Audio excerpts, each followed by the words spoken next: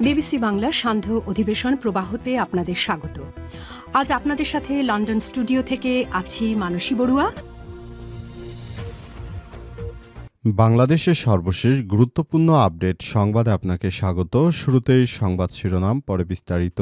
প্রথমেই জানাবো আমাদের হাতে থাকা সর্বশেষ গুরুত্বপূর্ণ সবথেকে তাজা আপডেট সংবাদ। শেখ হাসিনা ভারতে পালিয়ে যাবার পর 5 আগস্ট নিয়ে রাষ্ট্রপতি অনেক কিছুই চেপে গিয়েছেন বললেন জামাতের আমির। দৈনিক কালের কণ্ঠে প্রকাশিত রাষ্ট্রপতির সাম্প্রতিক সাক্ষাৎকার ঘিরে সামাজিক যোগাযোগ মাধ্যমে আলোচনা সমালোচনা চলছে। এ বিষয়ে মন্তব্য করেছে জামাতের আমির ডাক্তার শফিকুর রহমান। আজ নিজের ভেরিফাইড ফেসবুক অ্যাকাউন্টে দেয়া এক পোস্টে জামাত ইসলামের আমির রাষ্ট্রপতির বক্তব্য নিয়ে প্রশ্ন তুলেছেন। তিনি বলেন, শেখ হাসিনা নাকি তার কাছে পদত্যাগপত্র জমা দিয়ে পালিয়েছে। এখন তিনি আবার সেসব বিষয় নিয়ে সারা দেশ জুড়ে একটি তুলকালাম কাণ্ড গড়ে তুলেছিল। ব্যাপারটি নিয়ে অবশ্যই তাকে স্পষ্ট করতে হবে। এরপর জানাবো, সোহরাওয়ার্দী উদ্যানে শিক্ষার্থীকে মারধর, 4 পুলিশ সদস্য প্রত্যাহার। রাজধানীর সোহরাওয়ার্দী উদ্যানে অভিযান চালিয়ে ঢাকা বিশ্ববিদ্যালয়ের শিক্ষার্থী ও দায়িত্বরত সাংবাদিকদের মারধরের ঘটনায় পুলিশের 4 সদস্যকে ক্লোজ করা হয়েছে। আজ বিষয়টি নিশ্চিত করেছে Dhaka metropolitan police DMP Ramna বিভাগের উপপুলিশ কমিশনার ডিসি মোহাম্মদ মাসুদ আলম। এদিকে সদ্যবিদায়ী চিফ প্রসিকিউটর তাজুল ইসলামকে জড়িয়ে মিথ্যাচারের প্রতিবাদে বিবৃতি। আন্তর্জাতিক অপরাধ ট্রাইব্যুনালে সদ্য বিদায়ী চিফ প্রসিকিউটর তাজুল ইসলামের বিরুদ্ধে দুর্নীতি এবং অনিয়মের অভিযোগ তুলেছে প্রসিকিউশনের আরেক সদস্য বি এম সুলতান মাহমুদ। আজ তার বরাত দিয়ে সংবাদ প্রচার করা হলে কিছু গণমাধ্যম বিষয়টি সামনে আসে। উক্ত অভিযোগের প্রতিবাদে বিবৃতি দিয়েছেন তাজুল ইসলাম। তাজুল ইসলাম বলেন, পৃথিবীর এমন কোনো শক্তি নেই যে আমার নামে তারা মিথ্যা অপবাদ দিবে। এটি আমি প্রমাণ করে দেব। তারা চাইলে কোনো প্রমাণ নিয়ে আমাকে দুর্নীতি সাব্যস্ত করুক, এই আত্মবিশ্বাস আমার রয়েছে।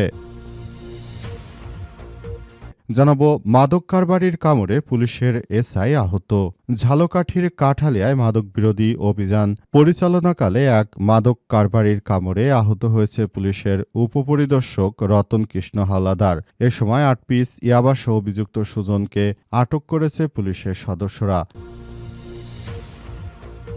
এবং সর্বশেষ জানাবো, প্রধানমন্ত্রীর নির্দেশে অপহরণের 1 ঘণ্টার মধ্যেই স্কুল ছাত্র উদ্ধার। রাজধানীতে অপহরণের শিকার হওয়া এক স্কুল ছাত্রকে প্রধানমন্ত্রী তারেক রহমানের নির্দেশে মাত্র 1 ঘণ্টার ব্যবধানে উদ্ধার করেছে পুলিশের সদস্যরা। এই ঘটনার পর এখন পরিস্থিতি থমথমে অবস্থা বিরাজ করছে।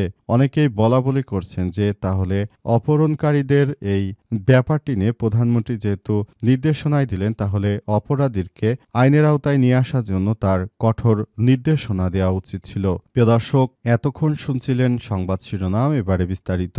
তবে তার আগে বন্ধুরা অনুরোধ থাকবে, এই সংবাদটিতে একটি লাইক দিন। এই চ্যানেলে আপনি নতুন হয়ে থাকলে আমাদের সংবাদটি দেখতে দেখতে চ্যানেলটি সাবস্ক্রাইব করে রাখুন। কমেন্ট করে বন্ধুরা আপনার মূল্যবান মতামত জানিয়ে দিন আপনি বিশ্বের কোন দেশ থেকে বা বাংলাদেশের কোন স্থান থেকে আমাদের সংবাদটি দেখছেন এবং শুনছেন। আর বন্ধুরা, সংবাদটি আপনার সোশ্যাল মিডিয়া ফেসবুকে শেয়ার করে বন্ধুদেরও দেখার সুযোগ করে দিন। গাজা যুদ্ধে আপনি যদি নিরীহ ফিলিস্তিনিদের ভালোবেসে থাকেন, কমেন্টে ইয়েস লিখে পুরো বিশ্বকে আমাদের এই সংবাদটি দেখার সুযোগ করে দিন। এবারে বিস্তারিত। 5 আগস্ট নিয়ে রাষ্ট্রপতি অনেক কিছুই চেপে গিয়েছে বা মিথ্যা বলেছে বললেন জামাতের আমির। দৈনিক কালের কণ্ঠে প্রকাশিত রাষ্ট্রপতির সাম্প্রতিক সাক্ষাৎকার ঘিরে সামাজিক যোগাযোগ মাধ্যমে আলোচনা সমালোচনা চলছে। বিষয়ে মন্তব্য করেছেন বাংলাদেশ জামাতের আমির ডাক্তার শফিকুর রহমান। আজ নিজের ভেরিফাইড ফেসবুক অ্যাকাউন্টে দেয়া পোস্টে জামাত ইসলামের আমির রাষ্ট্রপতির এই বক্তব্য নিয়ে প্রশ্ন তুলেন। পোস্টে তিনি উল্লেখ করেছেন, 5 আগস্ট 2024-এর বিষয়ে রাষ্ট্রপতি অনেক কিছুই মিথ্যা বলেছেন। পতিত পলাতক প্রধানমন্ত্রী পদত্যাগের বিষয়ে উনি উপস্থিত নেতৃত্ববৃন্দকে যা বলেছিলেন এবং পরবর্তীতে জাতিকে যা বলেছিলেন তার বর্তমান বক্তব্য তিনি তা অস্বীকার করেছেন। তার এখন যা বক্তব্যে তিনি বলছেন সেদিন তার কিছুই তিনি বলেননি। তিনি আরও বলেছেন, কোটি কোটি মানুষ যা শুনল এবং সেদিন তিনি যা বললেন আর এখন যা বলছেন তা পুরোপুরি মিথ্যা। সেটি মিলিয়ে দেখবেন। রাষ্ট্রপতি মিলিয়ে দেবেন কি? তিনি আরও বলেন, জাতি অবুঝ নয়, হয় রাষ্ট্রের সর্বোচ্চ জায়গা থেকে এরকম আচরণ গ্রহণযোগ্য নয়। তিনি সম্পূর্ণরূপে মিথ্যা কথা বলেছেন। তার মতো রাষ্ট্রপতির মতো এমন একটি জায়গায় থেকে এই ধরনের আচরণ আসলে কোনোভাবেই গ্রহণযোগ্য হতে পারে না। তিনি রাষ্ট্রপতি হিসেবে দায়িত্ব গ্রহণ করলেও তিনি দেশের জনগণের ম্যান্ডেট বুঝতে পারেননি। তিনি নিজের স্বার্থ হাসিল করার জন্য সবসময় কাজ করেছেন। জনগণ বিভিন্ন সময় তার পদত্যাগ সহ যেসব দাবি দাওয়া নিয়ে মাঠে নেমে এসেছে রাষ্ট্রপতি মূলত তিনি সব সময় বাংলাদেশের জনগণকে একরকম থ্রেটের মধ্যে রাখার চেষ্টা করেছেন। এই রাষ্ট্রপতির অবশ্যই বিচার হওয়া উচিত, কারণ তিনি মিথ্যা কথা বলে জনগণের সামনে নিজের ভাবমূর্তিকে নষ্ট করেছেন। তিনি একবার বলেন শেখ হাসিনা তার হাতে পদত্যাগপত্র দিয়েছে, আবার বলেন যে দেননি। এই ধরনের মিথ্যাচার তার মতো ব্যক্তিত্বর কাছ থেকে কোনোভাবেই গ্রহণযোগ্য কোনো বিষয় হতে পারে না। তাই এই বিষয়গুলো নিয়ে সবার মধ্যে এক ধরনের ভীতিকর পরিস্থিতি তৈরি হয়েছে। সোহরাওয়ার্দী উদ্যানে শিক্ষার্থীকে মারধর, 4 পুলিশ সদস্য প্রত্যাহার। রাজধানীর সোহরাওয়ার্দী উদ্যানে মাদকবিরোধী অভিযান চলাকালে শিক্ষার্থী ও দায়িত্বরত সাংবাদিক ও পুলিশ সদস্যদের মারধরের ঘটনায় পুলিশের 4 সদস্যকে ক্লোজড করা হয়েছে। বিষয়টি নিশ্চিত করেছেন ঢাকা মেট্রোপলিটন পুলিশ ডিএমপির রমনা বিভাগের উপপুলিশ কমিশনার ডিসি মোহাম্মদ মাসুদ আলম।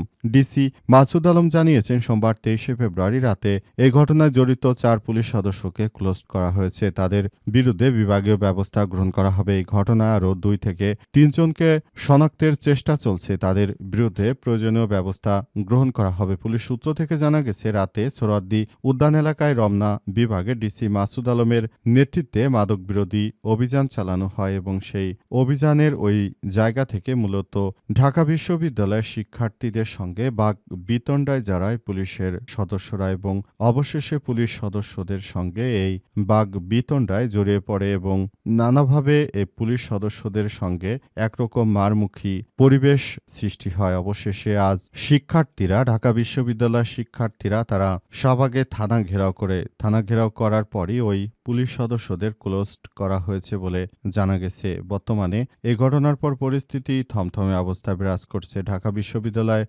শিক্ষার্থীরা যেভাবেই কর্মকাণ্ডে জড়িত হোক না কেন, পুলিশ সদস্যরা যদি বেশি বাড়াবাড়ি করে তাহলে সেক্ষেত্রে অবশ্যই আরও বড় ধরনের সমস্যা সৃষ্টি হতে পারে এমনটাই মনে করা হচ্ছে। সদ্যবিদায়ী চিফ প্রসিকিউটর তাজুল ইসলামকে জড়িয়ে মিথ্যাচারের প্রতিবাদে বিবৃতি।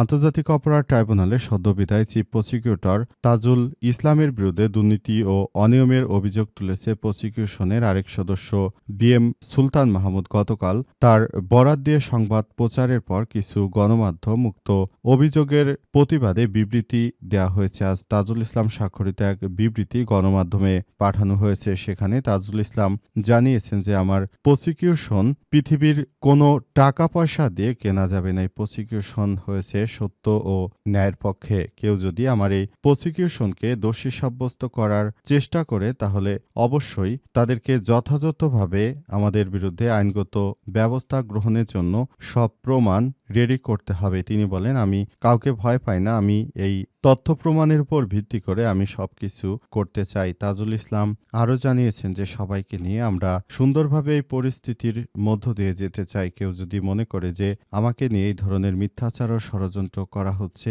এই ষড়যন্ত্রগুলো কোনোভাবেই মেনে নেওয়া হবে না। তাজুল ইসলাম আরও জানিয়েছেন যে সবাইকে নিয়ে সুন্দর বাংলাদেশ, সুন্দর একটি প্রাতিষ্ঠানিক বাংলাদেশ গড়ে তুলতে হবে। এজন্য তারা আমাকে সেখান থেকে সরিয়ে দিতেই পারে, সেটি তাদের ব্যক্তিগত ব্যাপার, কিন্তু সেখানে আমার নীতি নৈতিকতা নিয়ে যদি কেউ প্রশ্ন করে তাহলে সেগুলো প্রমাণ সাপেক্ষে বলতে হবে। তিনি বলেন পৃথিবীর কোনো টাকা পয়সা দিয়ে আমাকে কেনা যাবে না, আমি নিজেকে এমনভাবে তৈরি করেছি। কেউ যদি মনে করে যে আমাকে সেখানে রেখে তারপর তারা তাদের কার্যক্রম চালিয়ে যাবে তাহলে এ বিষয়টি আসলে কোনোভাবে গ্রহণযোগ্য হতে পারে না। আমি এসবের বিরুদ্ধে অ্যাকশনে যেতে চাই বলে জানিয়েছেন তাজুল ইসলাম। মাদক কারবারির কামড়ে পুলিশের এসআই আহত।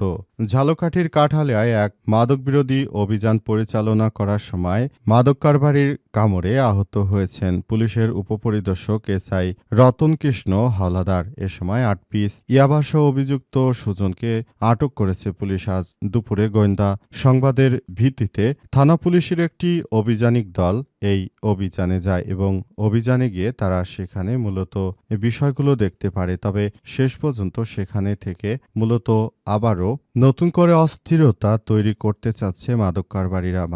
মাদক কারবারিদেরকে আটক করা হবে এবং এই প্রক্রিয়াটি অত্যন্ত সুশৃঙ্খলভাবে সবকিছু করার জন্য সবাইকে নিয়ে এখন থেকেই কাজ করতে হবে বলে জানিয়েছে পুলিশের সদস্যরা। তারা বলছে, যারা এই ধরনের অপরাধ সাম্রাজ্যের সঙ্গে জড়িত তাদেরকে কোনোভাবেই ছাড় দেওয়া হবে না। কেউ যদি মনে করে যে আমাদের সঙ্গে এই কাজটি করে তারা রক্ষা পাবে, কিন্তু প্রকৃতপক্ষে এই কাজটি আসলে করতে দেয়া হবে না বলে বলা হচ্ছে। তবে মূল বিষয়গুলো একটি সৌন্দর্যভাবে করার জন্য পুলিশের সদস্যরা সেখানে গিয়েছিলেন, কিন্তু তাদের উপর এই অনাকাঙ্ক্ষিত আক্রমণের ঘটনায় পুলিশের সদস্যরাও বিষয়টি নিয়ে খুবই দুঃখ প্রকাশ করেছে। পুলিশের সদস্যরা জানিয়েছে যে তাদের সঙ্গে এই ধরনের কার্যক্রমগুলো চালানো ঠিক হয়নি। পুরো ব্যাপারটি নিয়ে পুলিশের সদস্যরা ইতিমধ্যে এসব বিষয়গুলো নিয়ে কাজ করার চেষ্টা করছে।